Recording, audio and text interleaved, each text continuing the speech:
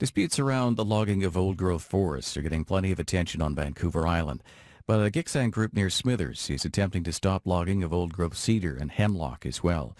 Denzel Sutherland-Wilson of the Git'luuhl'um'hetxwit says the road is open to anyone except for logging companies and forestry officials. As protests against old-growth logging gain momentum on Vancouver Island, another dispute has been quietly bubbling northwest of Smithers. A Git'san Wilp, or house, is controlling access to the Date Creek Forest Service Road over concerns about the clear-cutting of old-growth stands here in BC's interior. Denzel Sutherland-Wilson is with the Git'luuhl'um'hetxwit Wilp and says the road is open to anyone except logging companies and forestry managers. And the 24-year-old insists his house is not opposed to forestry, just the way it is currently being managed. Denzel Sutherland-Wilson joins me on the line this morning from Smithers. Welcome to Daybreak. Thanks for having me. I'm joining you from Kispiox here. From Kispiox, where you're tuned to us at 91.3 FM. What are your concerns, Denzel, about the way forestry is being managed here in the Northwest? Well, us as Git'san people, we've been managing these forests for thousands of years, and we've always managed them with the future generations in mind. And what we've witnessed on our territory and territories all around this region is a blatant disregard for the future generations coming in and taking out massive stands of old growth in a single generation. And we're starting to see that's what they're starting to do again with the rising lumber prices. They're targeting old stands of cedar and also taking out the hemlock that stands with it. And you say this work is recent, you think, as a result of those high lumber prices? Oh yeah, well it's not recent in terms of they've been doing this for a while, but on our particular territory, they're starting to target those old growth stands again, and starting to. Because of what's going on, right? And we're witnessing that all around the province, I'm pretty sure. Why do you think these particular stands need to be protected? Because there are connection to the past and our connection to the future. They're like when we're in these forests, you witness the places where our ancestors have stripped cedar for berry baskets, and the trails are perfectly intact under like the massive canopy, and it's beautiful moss forest with healthy ecosystems. They're so important, and we use them for so many different uses, for making bent boxes, cradles, and just our connection to the past. And we want to keep that for the future generation.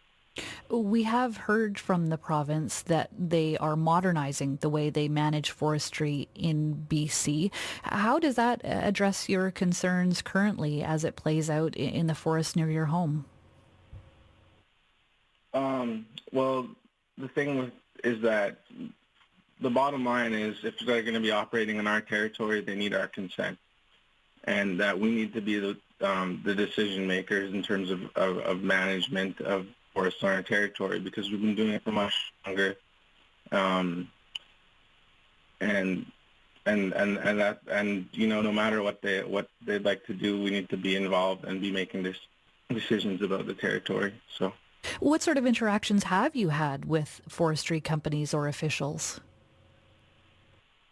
Well, we've recently had a couple try and come on our territory without consent, and then they. Forestry has kind of reined them back until we can have a meeting and discuss like the issues that are kind of bubbling up here.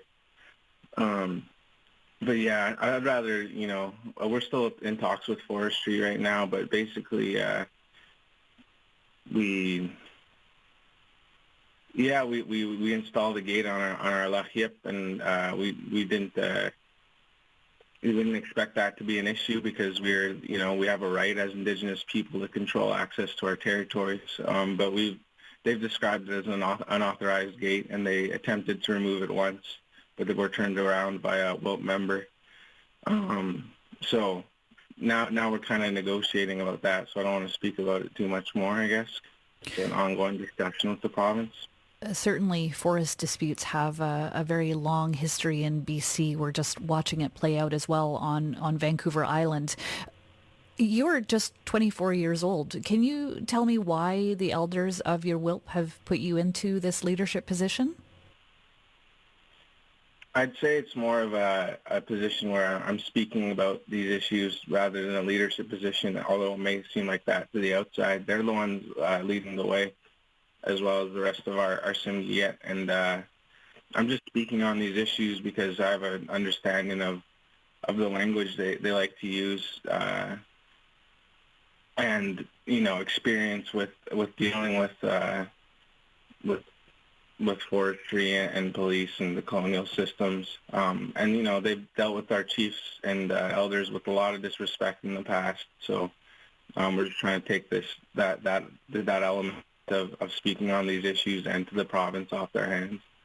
And as you watch what's unfolding in Fairy Creek on Vancouver Island, RCMP have been sent in to arrest people who are attempting to stop the forestry there. What goes through your mind as you see this unfold?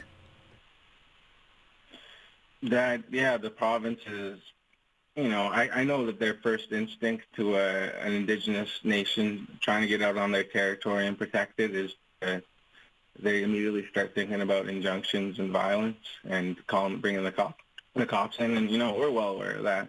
And it's something that a lot of our House members have dealt with in the past, and we had an injunction against us in 2018 for this exact reason, control and access to our territory. And it is very visceral to see that they're kind of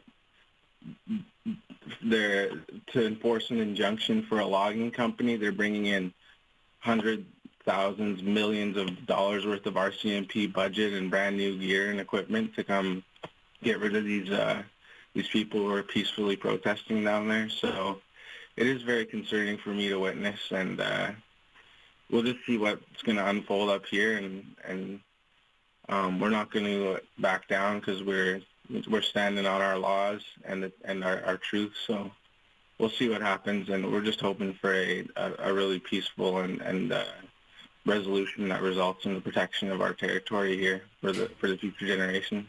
You mentioned that talks are underway right now with the ministry, and that there is a meeting set up for June 5th. Without sharing too much, as you mentioned, these talks are sensitive. What do you need to hear from the ministry? Well, we haven't fully settled on that date, and we are talking about it. But it is what I want to hear from the ministry overall, though, is that they're going to respect our right to grant consent or not grant consent to forestry companies who want to operate on our territory. We don't need their recognition, and we don't need their authorization to be doing anything on our territory. But we want to know that they're not going to be permitting and authorizing people to operate on our territory without our consent, because that's what they have done in the past. And I know that's what they'd like to continue doing, because there's a lot of big money in that. But we're not interested in taking the best logs off our territory in one generation. So, yeah, that's basically it. We just want respect for our laws and the way that we'd like to manage our territory. We'll continue to watch this story. Thank you very much for giving us some time today. Okay, no problem. Thanks. Denzel Sutherland-Wilson is a spokesperson for the Git'luuhl'um'hetxwit WILP, or House, speaking to me this morning from Kispiox. We did receive a statement from the Ministry of Forests in regards to this. They tell us ministry staff are in communication with all parties involved in the issue. They also confirm that a contractor was hired to remove a gate on the road, and that they have set up a meeting June 5th to discuss the issue with the Gitsan House involved in this dispute.